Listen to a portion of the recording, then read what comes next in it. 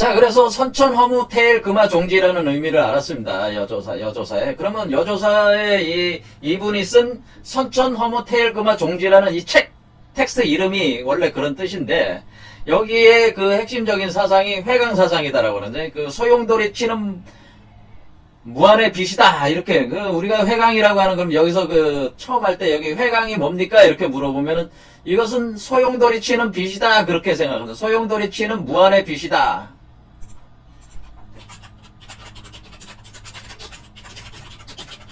그러니까 소용돌이 치는 무한의 빛이 있다고 하는 거예요. 그러니까 우주의 그 근원에서 소용돌이 치는 무한의 빛이 여러분이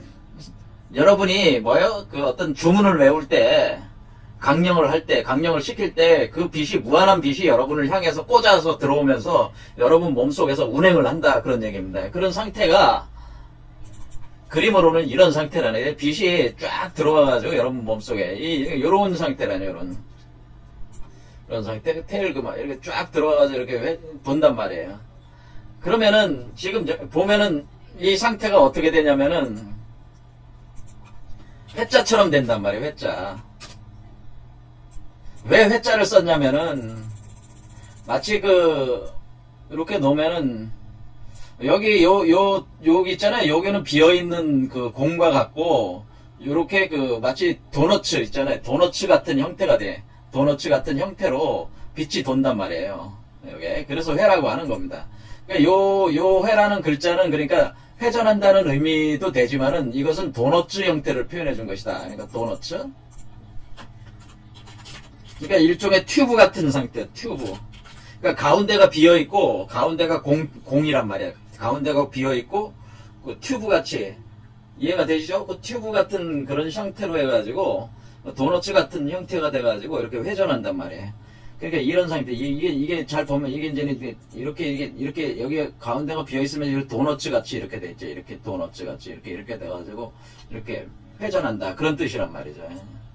이게 이렇게 회라는 말이 도너츠를 표현해 주기도 한 겁니다. 회전한다는 의미가 또 있는 것이고, 도너츠 같은 형태가 돼서 지금 돌고 있다라고 하는 겁니다. 그러니까 여러분의 뭐냐면 회강이라고 하는 건 이렇게 여러분의 머리 쪽에서 근원의 빛이, 그걸 이제 보통 성령의 빛이라고 하는데, 그 성령의 빛이 무한의 소용돌이 치는 빛이 여러분을 향해서 들어오면은 여러분의 몸을 중심을 관통하면서 여러분의 중심을 뭐로 해요? 공으로 만든다. 비어있는 공간으로 만들면서 도너츠 형태로 빛이 회전하기 시작한다네.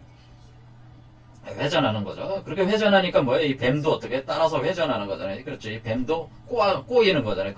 빛의 회전을 통해서 이렇게 막 꼬여 돌아가는 형태를 지금 이 뱀이 표현해 주는 게 꼬여 돌아가는 걸 표현해 주는 거란 말이에요. 지금 이렇게 가는 게.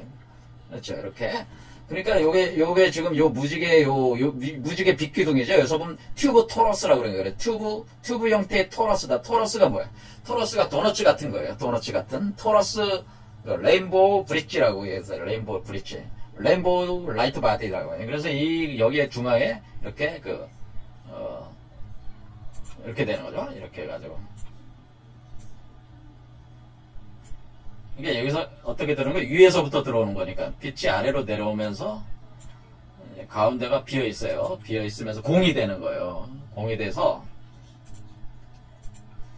이렇게 비어 꼼꼼한 펑.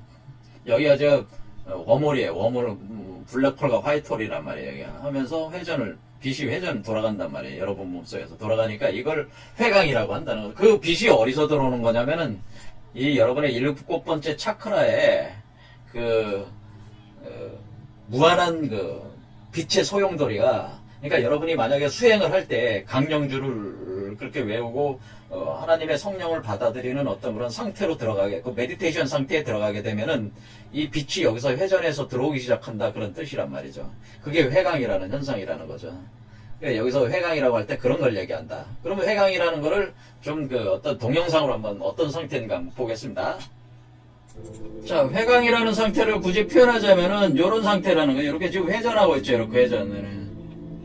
그렇죠. 여기 회전을 하면서 여기서 광이 이렇게 들어오는 거예요. 들어와가지고 빛이 여러분 몸 안으로 이렇게 비쳐 들어오는 거예요.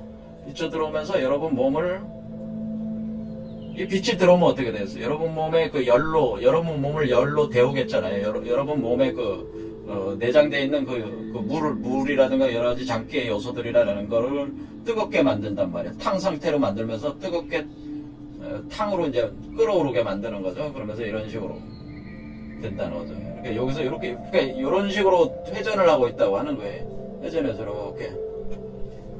이런 상태라고 보시면 돼요. 그래서 여러분들이 수행을 하실 때 이런 개념으로 빛이 회강하면서 회전하면서 이렇게 돌아오고 있구나, 이렇게 생각을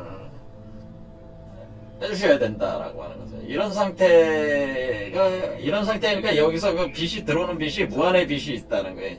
이것이 바로 우리가 지금 구물연구의 동학에서 얘기하는 시천주 주문을 통해서 이런 상태에 들어가 있다고. 우리 최재우 선생께서 이런 상태로 들어가서 빛을 수용을 해가지고 자기가 몸 밖으로 이 과정을, 선도 과정이 진행이 돼서 신태 영화가 출퇴됐다고 하는 겁니다.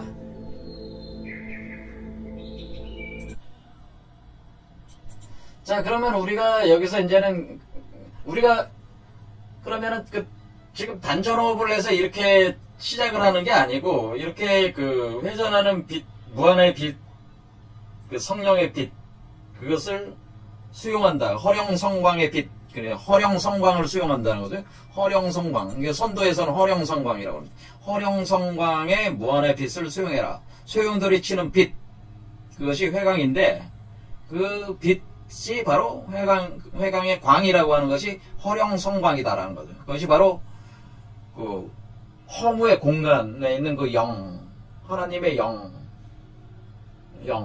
본성, 참된 본성에 의해서 방출되는 빛이 있단 말이에요. 그 허령성광의 빛이 무한하게 폭출하면서 쏟아져 나오고 있으니까, 그것을 여러분이 무한한 빛을 수용을 해라. 몸 안으로 수용을 해라고 하는 거죠. 수용을 하면은 메디테이션 상태로 들어가면서, 호흡은 어떻게 되겠어요? 호흡은 자동적으로 여러분이 하면, 꼭 복식, 지식 이런 거 안 하더라도, 물론 처음에는 의식적인 호흡이 필요할 수도 있지만은, 일단은 모든 이 과정에 처음부터 끝까지 뭐가 진행돼야 되냐면, 메디테이션 상태에서. 이게 바로 허령성광의 무한의 빛을 수용하는 것이 가장 기본적으로 처음부터 끝까지 유지가 돼야 되는 것이라는 거죠. 이렇게 할 때에 이게 끊어지지 않으면은 어떻게 돼? 이 허령성광의 빛이 들어와서 자연스럽게 조화를 벌인다고 하는 거죠. 이렇게 그것이 우리 최순 선생께서 알아내신 건 뭐예요? 조화, 자유로운 조화, 자연스러운 조화가 이루어진다는 뜻입니다. 그러니까 이 허령성광이 스스로 자연스럽게 여러분 몸을 커스터마이징 해가지고 신선으로 만드는 작업에 들어가게 된다고 하는 것이죠. 이렇게 되는 것이죠. 자, 그리고 여기 태을금화종지, 선천일기 금화종지라고 해서 태을이라는 말 들었죠? 왜 태을이라는 걸 들어간지 아시겠죠? 태을의 태일. 근데 왜 태일이라고 그러겠어요? 여기 보면은, 여러분이 여기가 보면 요게 새잖아요. 새. 그래서 주작이 된다고 하는 거죠. 제 주작인데, 그러니까 여기 하나가 빠졌죠. 선천태일. 태일인데, 요거 일 대신에 을을 집어넣은 거죠. 새라고 집어넣었죠. 새. 왜? 궁을 중에 을이잖아요. 궁을. 을이 된다. 그 을이 뭡니까? 주작이잖아. 남주작이 된 거죠. 여기로 보면은 우리가 남주작이 되는 거죠. 근데 남주작이 되는 게 어미주작이 되는 게 아니고, 이건 지금 뭐예요? 막 태어나는 동자잖아요. 어린아이잖아요. 갓난아이니까, 이거는 뭐라 그러죠? 새끼새가 된다는 거죠. 그러니까 봉황새끼. 그래서 난새라고 하는 겁니다. 난새가 된다. 그래서 이 을을 가지고 난새다. 이렇게 표현하기도. 봉황의 난새. 봉황의 새끼를 난새라고 합니다. 난새가 된다. 난조가 된다. 또 이건 뭐가 돼요? 선천 허무의 세계에 들어가는 거니까, 공의 세계에 들어가는 거. 이것을 현조라고 하는 거죠. 현조. 그러니까 현빈 일규에서 생성된 새니까 현조라고 하는 거예요. 현조. 또 이것을 현은 검은 혈자 써서 조니까 이것은 까마귀라고 하는 거예요. 까마귀 새끼라고 해가지고 까마귀. 그래서 뭐요? 삼조고라고 하는 삼조고. 그러니까 우리가 삼조고라는 건 이걸 얘기를 한 거죠. 천지인 삼재가 하나가 된 하나의 새로 나온다고 하는 거죠. 그래서 이 족이 뭐예요? 발이 세 개라고 하는 것은, 발이 세 개라는 것은 뿌리가 세 개라고 하는 것은 뭔데? 천지인이 하나가 되어 있다는 뿌리라고 하는 것은 여기가 지금 원천 세계가 모든 세계 뿌리란 말이에요. 이 세계를 파생시키는 뿌리잖아요. 이 허무 세계가 뿌리가 되는 곳이란 말이에요.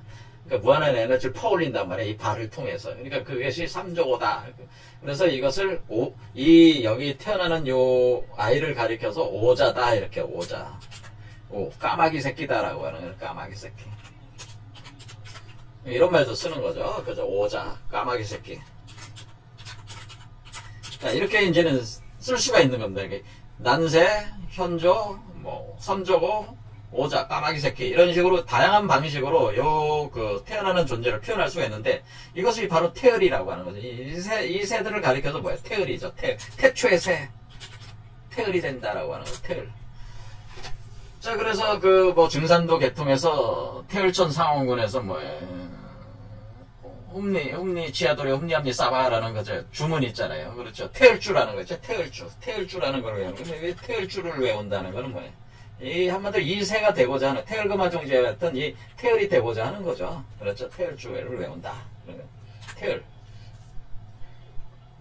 자, 그러면은 다음 시간에도 이 태을금화종지 내용을 이제는 왜냐면 이게 태을금화종지를 통해서 기본적인 이 빛에 의한 빛이 어떻게 작용을 하는 거에 대한 기본 개념들을 더 잡고 가면은 좋을 것 같습니다. 그래서 이 태을금화종지를 우선 쭉 보면서 어느 정도 설명을 하고 진행을 하겠습니다. 다음 시간에는 태을금화종지 안에 있는 내용, 텍스트 안에 있는 내용들 보도록 하겠습니다.